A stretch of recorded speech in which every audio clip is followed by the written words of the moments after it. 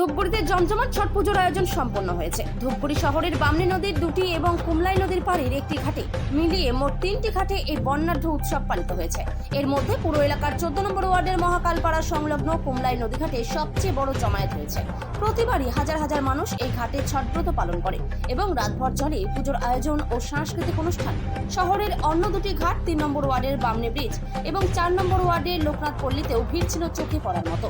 ধূপগুড়ি থানার তরফে জানানো হয়েছে, ছট উপলক্ষে রাতভর পথে এবং 3টি ঘাটেই বাড়তি নজরদারি রাখা হয়েছিল। কুমলাই ছটঘাটের পাশ দিয়ে এশিয়ান হাইওয়ে থাকায় যান চলাচলে ট্রাফিক বিভাগ বিশেষ নজরদারি করেছিল।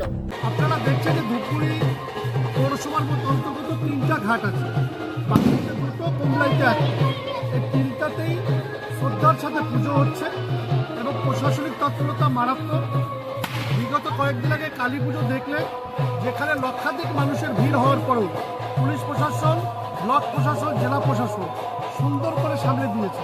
সেখানে একটাও কোনো দুর্ঘটনা বা অকালে কাজ ঘটে। কোন নদী ঘাটে পুজো হচ্ছে? আজকে 3টা নদী, কুমলাই আর বাবলি, 3টা ঘাট। 3টা ঘাটে কত লোকের এখানে? হাজার হাজার শ্রদ্ধালু এসছে। এটা কখন বেসিক বিহারি সমাজের পুজো না, এই পুজো এখন সর্বজনীন হয়ে গেছে এবং প্রচুর বাঙালি মানুষ, অন্যান্য আদার কাস্টের মানুষও এই পুজোর সাথে সংযোগ হচ্ছে।